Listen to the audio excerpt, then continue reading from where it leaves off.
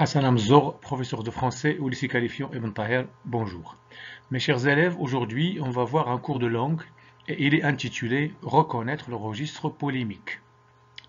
Le passage qu'on a choisi pour vous aujourd'hui est extrait du roman Athènes, le dernier jour d'un condamné de Victor Hugo. Observons. Ils disent que ce n'est rien, qu'on ne souffre pas, que c'est une fin douce, que la mort de cette façon est bien simplifiée. Eh, qu'est-ce donc cette agonie de 6 semaines et ce râle de tout un jour? Qu'est-ce que les angoisses de cette journée irréparable, qui s'écoule si lentement et si vite? Qu'est-ce que cette échelle de torture qui aboutit à l'échafaud? Apparemment, ce n'est pas là souffrir. Hugo, le dernier jour d'un condamné, chapitre 39. Passons donc maintenant à réfléchissons. Que désigne le pronom personnel « il » dans le passage? Il représente les jurés, tous les partisans de la peine de mort et de la guillotine. Si on essaie de rapporter leurs paroles au discours direct, on dirait donc « Ils disent ce n'est rien.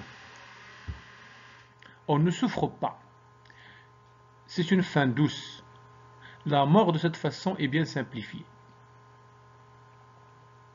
Alors, est-ce que le narrateur partage leur opinion? Laquelle opinion qui soutient que la guillotine et la peine de mort, c'est pour moins souffrir et c'est pour mourir d'une manière apaisée. Le narrateur n'est pas du tout d'accord avec leur opinion. Le deuxième paragraphe est constitué de phrases interrogatives. Sont-elles de vraies questions? Et comment on appelle ce type de questions? Bien sûr, les questions qui constituent le deuxième paragraphe sont des questions dites oratoires, rhétoriques ou fausses questions. Et ils sont utilisés surtout pour convaincre, ou bien pour forcer le destinataire à admettre une opinion ou bien une thèse avancée. Dans le deuxième paragraphe, il y a des procédés qui indiquent l'intensité de la souffrance. Et en les utilisant, le narrateur cherche bien sûr à montrer quelque chose. Ce n'est pas pour rien qu'il les a employés. Regardons donc ce qu'il dit. Une agonie de 6 semaines, les angoisses d'une journée irréparable, une échelle de torture. Donc, pour justifier le bien fondé de ce qu'il avance, il va recourir à ce champ lexical de la souffrance, à ces questions rhétoriques. À partir du deuxième paragraphe, l'auteur formule une thèse et il la soutient. La thèse qu'il soutient, c'est qu'il faut finir, qu'il faut normalement dire bye-bye à la peine capitale et à cette machine infernale dite guillotine. Bien sûr, dans le deuxième paragraphe, la thèse que l'auteur formule, à savoir non à la peine capitale, non à la guillotine, montre bel et bien qu'il est en désaccord parfait avec ses adversaires. Passons à la dernière phrase. Apparemment, ce n'est pas la souffrir. Est-ce que cette phrase exprime vraiment ce que le narrateur pense? Est-ce qu'il exprime réellement ce que pense le narrateur? Bien sûr, non. C'est une figure de style intitulée l'antiphrase et elle est employée pour convaincre le destinataire. C'est l'ironie. Apparemment, ce n'est pas la souffrir. Comme s'il leur dit, oui, vous avez raison. on ne souffre pas avec ça. Quand une machine tombe sur le coup pour normalement découpe ou bien dissèque le corps de la tête, vraiment on ne souffre pas.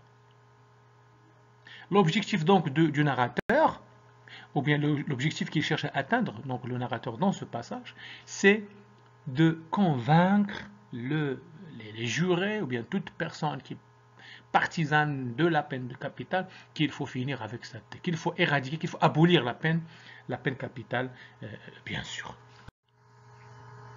Qu'est-ce qu'on doit retenir donc, mes chers élèves, dans ce registre?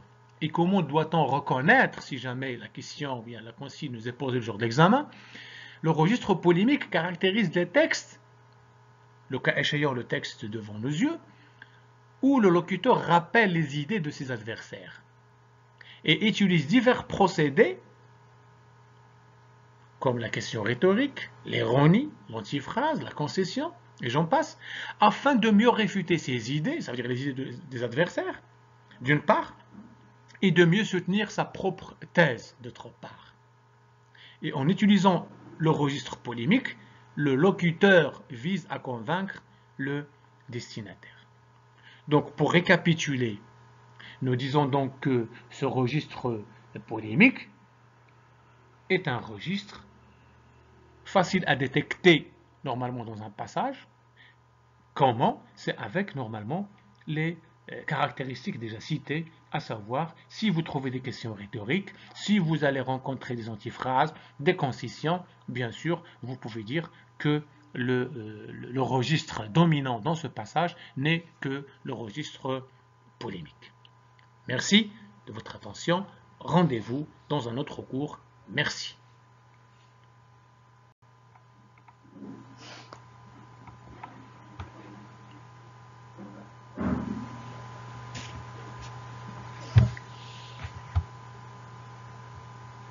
Bluetooth